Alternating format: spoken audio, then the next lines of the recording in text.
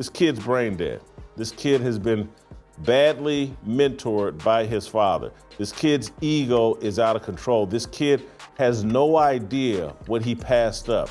A fifth-round rookie quarterback told a Super Bowl contender with a Hall of Fame coach to get lost.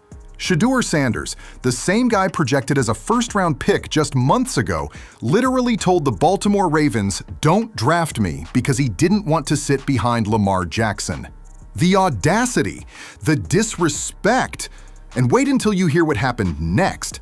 Listen to this insanity, people. The Ravens were planning to select Shedeur Sanders in the 5th round with the 141st overall selection.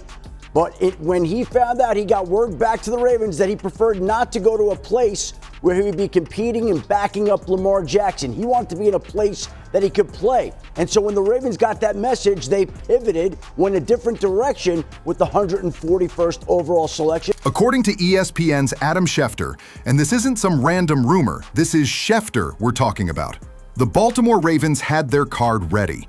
Pick 141 in the 5th round. They were about to select Shedeur Sanders, son of primetime himself. But before they could turn in that card, Sanders' camp delivered a message that should make every NFL fan's jaw drop. We don't want to be in Baltimore. We don't want to sit behind a 2-time MVP. And he would have got an opportunity. The Ravens gonna beat people ass this year. He would have gotten the games. Went out there and played good a couple games and then got traded. Somebody would have traded for him. Simple. He was overthinking it. Are you kidding me? This isn't some undrafted free agent we're talking about. This is a quarterback who NFL draft experts like Mel Kiper Jr. had going in the 1st round. Kiper called it disgusting that Sanders fell past the 3rd round. Draft analysts were comparing him to legitimate franchise quarterbacks. Steve Munch called him the most polished passer in the 2025 class. His 6.5% off-target percentage was 3rd lowest in the entire FBS. Let's talk about what Shedeur just turned down, shall we? The Baltimore Ravens, one of the most stable, successful franchises in the entire NFL. John Harbaugh, 2nd longest tenured coach in the league behind only Mike Tomlin. Eric DeCosta, one of the most respected GMs in football. This team has made the playoffs 6 out of the last 7 seasons. The Baltimore Ravens are considered one of the premier franchises in all of sports. This dude could have been mentored by Lamar Jackson. This dude could have played for an elite coaching staff. And now I'm not taking a shot at Kevin Stefanski, but what John Harbaugh and the Ravens have done over the course of like 15 years. I want to go somewhere where I can play early. Subscribe and hit that notification bell if you think Shedeur made the biggest mistake of his life. And here's the kicker. His own father finished his legendary career with the Ravens. Deion Sanders played for Baltimore from 2004 to 2005, recorded 5 interceptions in 25 games, and was part of that legendary Ravens defense. The irony is off the charts. So Shedeur's big issue was Lamar Jackson?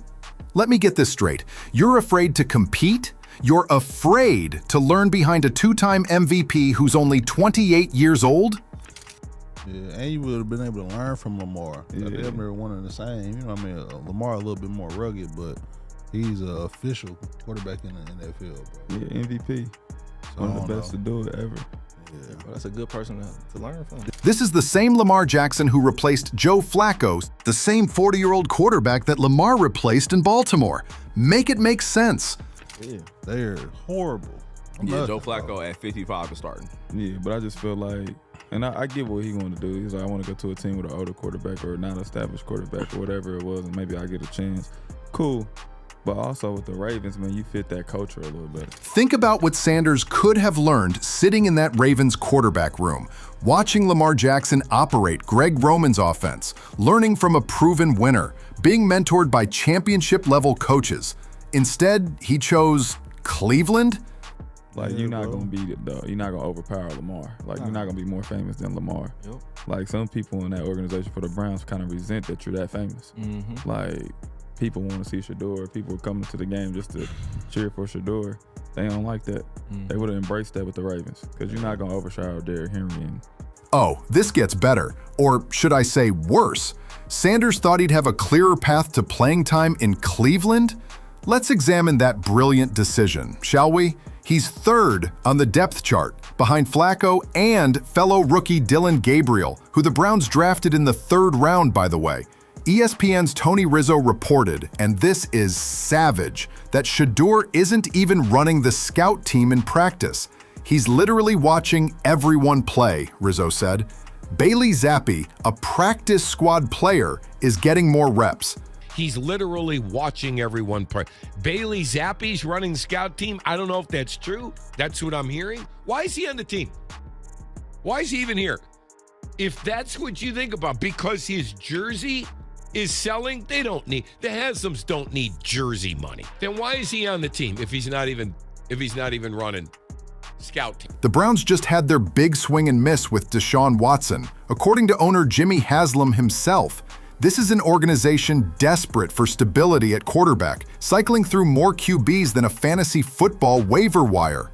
Can we talk about how catastrophic this draft fall was? From projected first rounder to pick 144. That's a fall of over 100 spots. Sanders was the Big 12 Offensive Player of the Year. He threw for 4,134 yards, 37 touchdowns, and only 8 interceptions at Colorado. He had one of the lowest turnover-worthy play rates in college football at just 1.3%.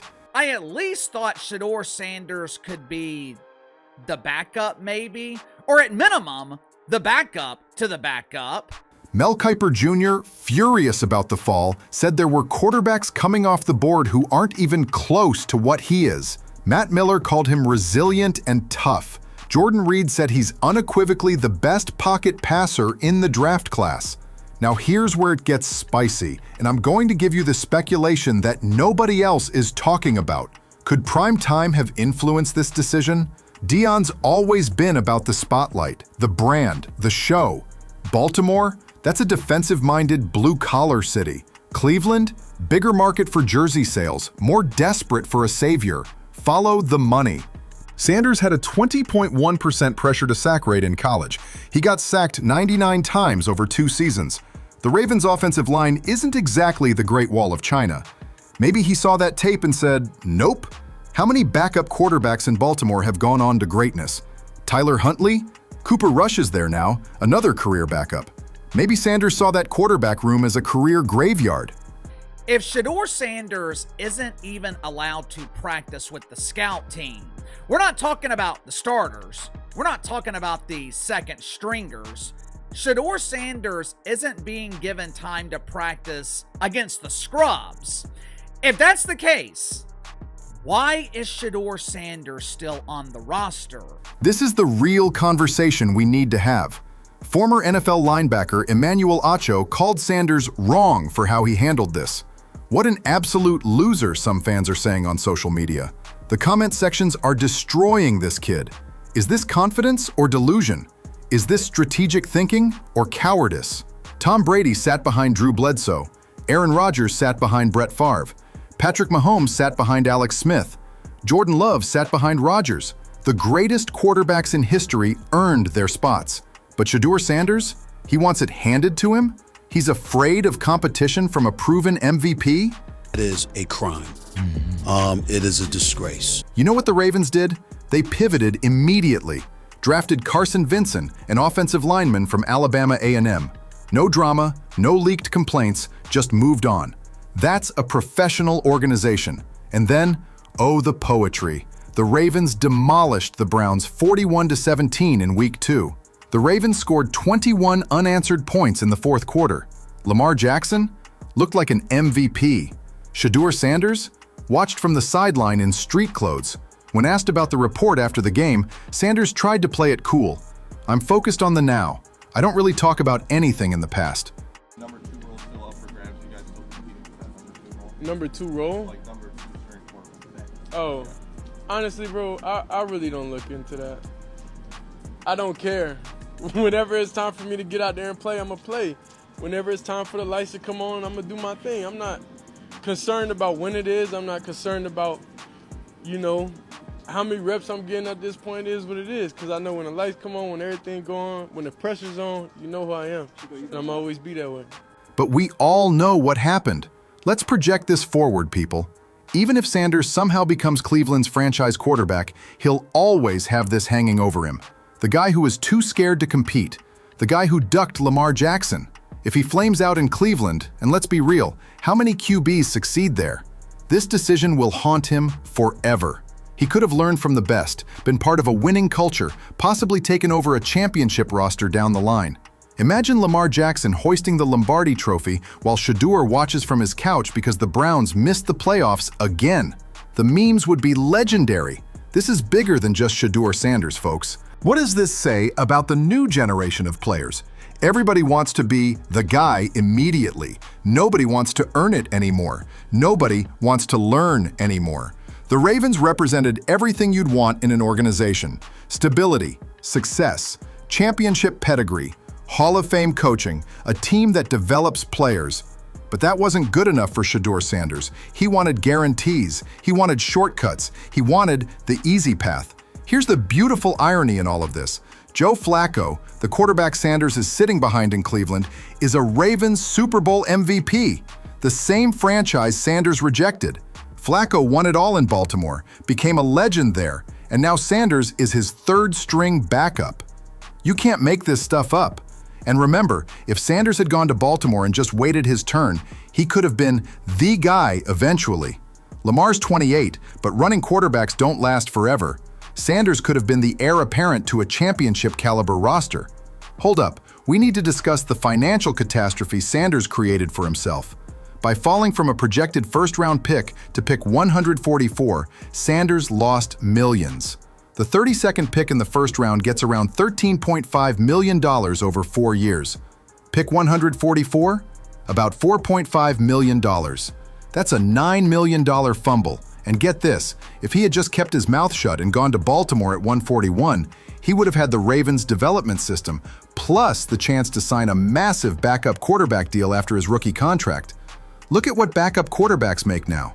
Cooper Rush got $10 million from Baltimore. Gardner Minshew got $25 million. But Shedeur wanted to be the guy so badly that he cost himself generational wealth, the disrespect to his own bank account. Here's what nobody in the media wants to say out loud.